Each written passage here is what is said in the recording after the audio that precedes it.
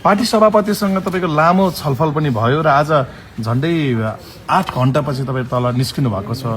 केन्द्रीय सचिवालय टिम किन यति लामो छलफलमा रह्यो आज?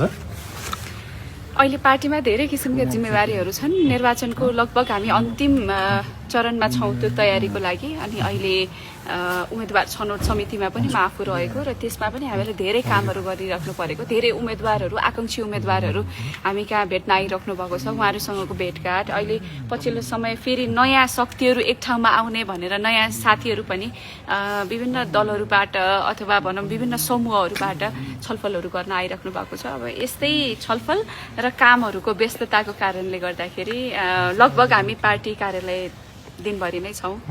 जस्तो मलाई सोध्न मन लागेको चाहिँ या सबै दर्शकहरूको पनि यो प्रश्न तपाईँहरूमाथि आएको छ होइन, पार्टी सभापति रवि लामिछानेसँगै बालेन शाह चाहिँ एकसाथ जनकपुरबाट रिलिज हुँदै हुनुहुन्छ भन्ने कुरा आयो होइन। यो सबैले चाहेको हिसाबले पनि उहाँ जनकपुरबाट रिलिज हुन लागेको सत्य हो? हजुर, अहिले नयाँ शक्तिहरू हामी एक ठाउँमा आउँदै गर्दा अब हामीले हाम्रो उपस्थितिलाई अर्थपूर्ण बनाउँदै जानुपर्नेछ। बालेन्द्र शाह उहाँ काठमाडौँ महानगरपालिकाको मेयर त हुनुहुन्थ्यो नै, तर अब सङ्घीय राजनीतिमा आउँदै गर्दाखेरि उहाँ मधेसको छोरा, मूलधारको राजनीतिमा मधेस एउटा ठुलो शक्ति हो, त्यसमा मूलधारको राजनीतिमा अब प्रधानमन्त्रीको उम्मेदवारको रूपमा राष्ट्रिय स्वतन्त्र पार्टीले प्रस्तुत गरिरहेको छ। त्यसकारणले यसलाई हामीले अर्थपूर्ण तरिकाले हेरेका छौँ।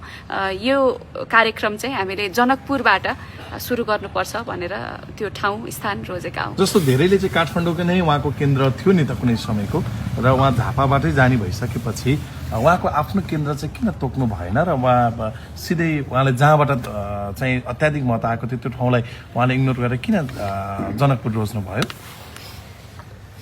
बालेन्द्र शाह देशकै नेता हो नि आजको दिनमा। उहाँ जन्मको हिसाबले मधेसको छोरा, उहाँ हुर्किनु बढ्नु भयो काठमाडौँबाट, उहाँ काठमाडौँको पनि छोरा, उहाँ नेपाललाई माया गर्ने छोरा। अहिले हामीले नेपालको राजनैतिक परिस्थितिलाई हेऱ्यौँ भनेदेखि मधेसलाई चाहिँ सधैँभरि भोट ब्याङ्कको रूपमा मात्रै प्रयोग गर्ने जुन पुरानो प्रवृत्ति थियो त्यसलाई चुनौती दिनको लागि बालेन्द्र शाहले चाहिँ मधेसबाटै मूलधारमा लिएर आउनको लागि उहाँले जुन किसिमको भूमिका खेल्न सक्नुहुन्छ त्यो भूमिकालाई हामीले भरपूर रूपमा चाहिँ राष्ट्रिय स्वतन्त्र पार्टी र राष्ट्रिय स्वतन्त्र पार्टीसँग शुभेच्छा राख्ने आम मानिसहरूले उहाँको उपस्थितिलाई त्यसरी त्यहाँ हेर्न चाहिरहेको र त्यो समयलाई, त्यो उपस्थितिलाई हामीले सदुपयोग गर्न चाहिरहेका हौँ। जस्तो यो भन्दै गर्दाखेरि अहिले तपाईँहरूबाट कुलमान घिसिङ बाहिरिनु भएको छ होइन, र उहाँले हिजो एक टेलिभिजन अन्तर्वार्तामा के भन्नुभयो भने बालेन शाह र रवि लामिछानेले चाहिँ हाम्रो पार्टीलाई क्राइम गर्नुभयो, हाम्रो राजनीतिक यात्रालाई नै क्राइम गर्नुभयो र यो चाहिँ राजनीतिक अपराधको चाहिँ उहाँले यात्रा सुरु गर्नुभयो जसले हामी त्यो राजनीतिक अपराधको जन्जालमा फस्यौँ भन्नुभयो। के तपाईँहरूले राजनीतिक अपराध गर्नुभएको हो? पछिल्लो राजनीतिक परिवेशमा सबै शक्तिहरू एक ठाउँमा आउनुपर्छ भनेर सम्झौताहरू भइराखेका थिए, पूरक सम्झौताहरू पनि भइराखेका थिए। कति सम्झौता टुङ्गोमा पुगे, कति सम्झौता टुङ्गोमा पुग्न सकेनन्। त्यो सम्झौता हृदयदेखि गर्यो भनेदेखि त्यसले टुङ्गोमा पुर्याइन्छ, हृदयदेखि गर्न सकिएन भएन भनेदेखि त्यसले चाहिँ छिटै नै त्यो सम्झौताले मूर्त रूप दिन सक्दैन। सायद अब उहाँको हकमा त्यही भएको हुन सक्छ। यसमा हामीले एकले अर्कालाई दोषारोपण गर्नुभन्दा पनि देशमा अहिले नयाँ उभार लिएर आउनुपर्ने परिस्थिति छ। उहाँहरू पनि एउटा पार्टी अब सँगसँगै जाउँ भन्ने हामीले अपेक्षा गरेका हौँ, तर अब हामी सँगसँगै जाने स्थिति बनेन। तर उहाँहरूले पनि अब आफ्नो पार्टीको राम्रोसँग प्रचार प्रसार गरेर गर्दा भयो, हामीले आफ्नो किसिमले गर्छौँ। सकिएसम्म चाहिँ नयाँ शक्तिहरू एक ठाउँमा हुँदा राम्रो हुन्थ्यो। नसक्दा पनि उहाँले जे सक्नुहुन्छ उहाँहरूले गर्ने, हामीले जे सक्छौँ हामीहरूले गर्ने। सबैले आफूले सकेको काम गर्दाखेरि नयाँ शक्तिहरू मूलधारमा आउने स्थिति बन्दा राम्रो हुन्छ। कस्तो समानुपातिकता उहाँहरूको लागि तपाईँले अन्त्य गराइदिनु भयो नि त? हेर्नुहोस्, कसैले अन्त्य गराउन चाहन्छु भनेर गर्न खोजेको पनि होइन, त्यो नियोजित तरिकाले गर्न खोजे पनि होइन। अझ यसलाई अर्को अर्थले भन्ने हो भनेदेखि कतिपय उहाँहरूका पार्टीका साथीहरू जो पार्टीमा जोडिरहनु भएको थियो उहाँहरू आज पनि हाम्रो समानुपातिको सूचीमा कायमै हुनुहुन्छ। यसले पनि के जनाउँछ भने भर्खर स्थापना भएको पार्टी जसले पार्टीको रूपमा मूर्त रूप नै लिन सकिरहेको थिएन, पार्टीको रूपमा आकार नै लिन सकिरहेको थिएन, अब उहाँहरू सम्झौता गर्ने भनेर आउनुभयो। उहाँहरूलाई पनि थाहा थियो नि यो सबै कुराहरू हुन्छ। समानुपातिकको सूची बुझाइसकेपछि फेरि त्यसमा चाहिँ हेरफेर गर्ने परिस्थिति बन्दैन, फेरि नयाँ दल खोले भनेर छुट्टै बुझाउने परिस्थिति हुँदैन भन्ने उहाँहरूलाई पनि थाहा थियो। त्यो सम्झौता अगाडि नै पूर्ण र परिपक्व ढङ्गले गरिनु पर्थ्यो। तर यहाँहरूलाई थाहा नै छ हरेक दिन नयाँ जसो प्रस्तावहरू आउने र हरेक दिन आज भएको सम्झौता भोलि नयाँ फेरि अर्को प्रस्ताव आएर सम्झौता गर्नुपर्ने परिस्थिति निर्माण भइराखेपछि चाहिँ दुई पक्षलाई चित्त नबुझेर यो सम्झौता टुङ्गिएको परिस्थिति हो। हाम्रो सचिवालयले त्यो सम्झौतालाई चाहिँ अनुमोदन पनि गरेन, यसरी यो परिस्थिति निर्माण भएको हो। यसमा आरोप दोषारोपण गर्नुपर्ने केही कुरा छैन। जस्तो तपाईँले एउटा कार्यक्रमबाटै एकता सभा कार्यक्रमबाटै भन्नुभएको थियो बालिन शाहका लागि मैले क्षेत्र नम्बर 2 छोड्दैछु खालको त्यो आशय तपाईँले दिनुभएको थियो। आज बालिन शाह 2बाट नउठ्ने लगभग निश्चित देखिएको छ। केपी शर्मा ओलीको क्षेत्रबाट उठ्दै हुनुहुन्छ। उहाँको लागि यो कति चुनौतीपूर्ण ठाउँ हो अनि तपाईँले छोडेको क्षेत्र अब के रहन्छ? हामी सरसल्लाह गर्दैछौँ, अझै पनि केही पनि टुङ्गिसकेको छैन को कहाँ उठ्ने भन्ने कुरा। यी सबै आजको दिनसम्म आकलनका विषयहरू मात्रै हुन्।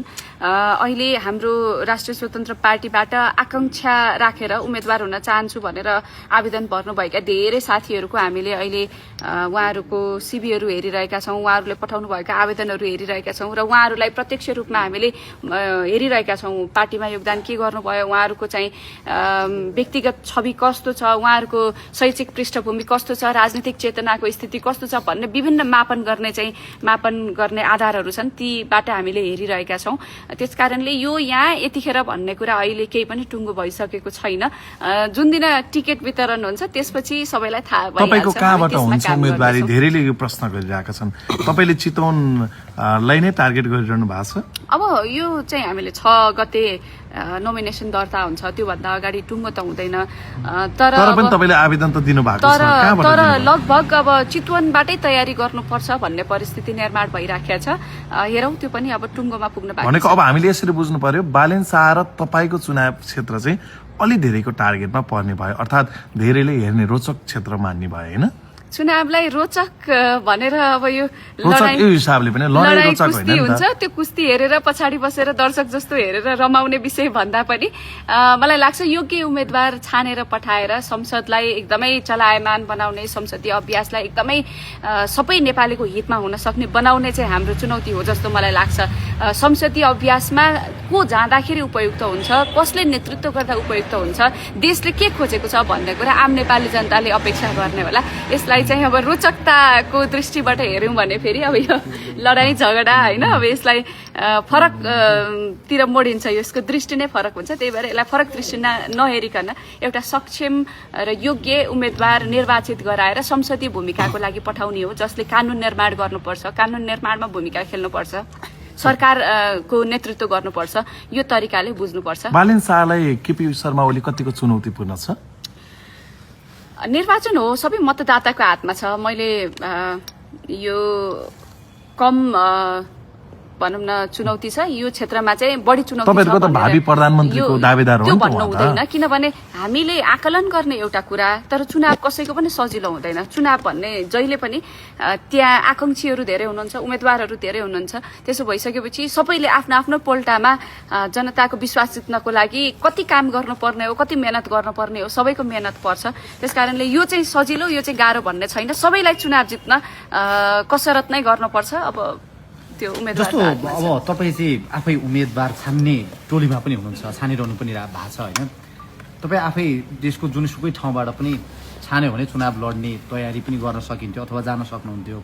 तपाईँका संसदीय राजनीतिमा आइरहँदा अझ काम गर्नुपर्ने, यो बिचमै भङ्ग भएपछि 5 वर्षको लागि म्यान्डेट लिएर आउनु भएको थियो, करिब 3 वर्षै काम गर्नुभयो, 2 वर्ष बाँकी नै थियो। काठमाडौँ 2 का जनताले जसरी तपाईँलाई मत दिएर 5 वर्षको लागि पठाएको थिए, त्यो हुन सकेन। चितवन रोज्नुको कारण खास के हो? यहाँ यतैबाट फेरि नै मैले 5 वर्ष पाएको थिएँ, तर त्यो हुन सकेन। फेरि यहाँका जनतालाई पनि त्यो उहाँहरूको पनि मतको सदुपयोग भएन कि भन्ने पनि लागेन किन चितवन नै त्यस्तो रोक्नु अब यस्तो संसदीय निर्वाचन भनेको हेर्नुहोस् स्थानीय तह व्यवस्थापन गर्ने जस्तो विषय होइन।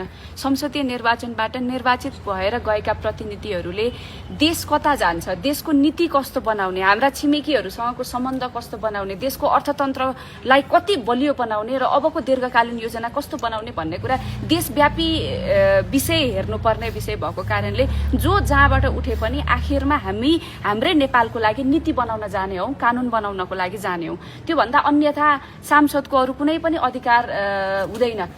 संविधानले स्पष्ट रूपमा कानुन निर्माण मात्रै हाम्रो सांसदहरूको अधिकार हो र त्यो मात्रै हाम्रो काम कर्तव्य हो भन्ने कुरा स्पष्ट गरिसकेका छ। त्यसकारणले अब स्थानीय गाउँठाउँको विकास गर्नको लागि स्थानीय नेताहरू चाहिँ कस्तो हुनुपर्छ, कहाँ हुनुपर्छ भन्ने कुरा चाहिँ त्यो एकदमै स्थानीय दृष्टि राखेर हेर्नुपर्छ। तर अब संघीय निर्वाचनमा चाहिँ को कहाँ हुने भन्ने विषय त्यति प्रधान नबनाइकन को मान्छेले गएर देशको लागि कानुन बनाउन सक्छ, यो चाहिँ आफ्नो ठाउँ, आफ्नो वडा, आफ्नो पालिका, आफ्नो जिल्ला भन्दा पनि त्योबाट प्रतिनिधित्व, त्यो सम्बन्धित भूगोलबाट प्रतिनिधित्व गरेर देश बनाउने ठाउँमा जाने विषय हो भनेर यसरी बुझ्नुपर्छ।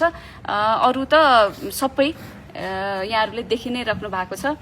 कानुन निर्माणको विषयमा गएको संसदीय अभ्यासमा जति सकिन्छ आफ्नो क्षमताले भ्याएसम्म, यहाँसम्म कि अब गएको संसदमा चाहिँ अन्य पार्टीको साथीहरूले पनि विधेयकहरूमा संशोधन राख्दै गर्दाखेरि के राख्नुभयो, छलफल गरौँ न भन्ने, अनि यस्तो खालको विधेयक प्रस्ताव गरौँ अथवा यस्तो कानुन आउनुपर्छ यो विषयमा के गरौँ भन्ने यस्तो खालको परिस्थिति हामीले निर्माण गर्न चाहिँ सफल भएको थियौँ जस्तो मलाई लाग्छ। किनभने विगतको संसदीय अभ्यासमा राष्ट्रिय स्वतन्त्र पार्टीको उपस्थिति हुनुभन्दा अगाडिको संसद कस्तो हुन्थ्यो भन्ने कुरा त्यति हामीलाई हाम्रो युवा पुस्ताको जमातमा चाहिँ त्यति परिचित थिएन। त्यो किन थिएन भने त्यो रोचक पनि सायद थिएन होला पहिला, अथवा त्यो चाहिँ नेपाली जनताको आवाज बोलिने थलो हो भन्ने किसिमको चाहिँ परिस्थिति पनि निर्माण भइसकेका थिएन होला।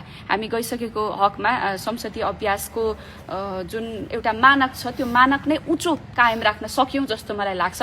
अब आउने साथीहरूले पनि हरेक दल, हरेक समुदाय जहाँबाट आउनुहुन्छ, जुन संसदीय अभ्यासको लागि सांसदहरू पुग्नुहुन्छ, उहाँहरूले चाहिँ हाम्रो भन्दा पनि अझै सुधारिएको संसदीय अभ्यास गर्नुपर्ने छ। किनभने जुन सरकारले सधैँभरि संसदलाई चाहिँ कठपुतली बनाउने अभ्यास रह्यो त्यसलाई तोडेर संसदले सरकारलाई जवाफदेही बनाउने थलोको रूपमा हामीले पुष्टि गर्नुपर्ने छ। त्यसको लागि एकदमै परिपक्व र नीति, विशेष गरी देशको हितलाई केन्द्रमा राखेर नीति निर्माण गर्ने साथीहरू त्यहाँ पुग्दा राम्रो हुन्छ। त्यही अनुरूपले देशवासीहरूले हेर्नुपर्छ। तर सामाजिक सञ्जालभरि जस्तै रेणु दाहालसँग तपाईँको प्रतिस्पर्धा हुँदैछ यो भनेर धेरै आइरहेको अवस्था छ। तपाईहरुले यो विषय जे राखिरहनु भएको छ यो आज राख्ने सान्दर्भिक विषय होइन।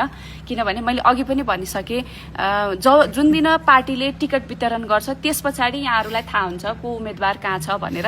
आजको दिनमा हामी भनेको तपाईँको र जसरी रेणु दाहालको फोटो राखेर अहिले कसलाई भोट हाल्ने भनिरहेका छन्, यो चाहिँ अहिलेसम्म तपाईँहरूको आधिकारिक केही आएको छैन, यो जे भइरहेछ बाहिरबाट म्यानिपुलेट भइरहेछ भन्ने कुरा हो। दर्शकहरूले तपाईँहरूलाई सायद अब उहाँहरू भनौँ न जसले यो प्रचार गरिरहनु भएको छ अथवा जसले यो एकदमै इन्जोय गरिरहनु भएको छ, सायद उहाँहरूले पनि चाहनु भएको त्यही होला, दुईजना महिला चाहिँ यहीँ हुनुभए राम्रो हुन्थ्यो भन्ने चाहनु भएको कि सदनमा दुईजनै चाहिन्छ, दुईजना दमदार व्यक्तिहरू सबै चाहिन्छ हजुर, सबै चाहिन्छ, सबै व्यक्तिहरू चाहिन्छ।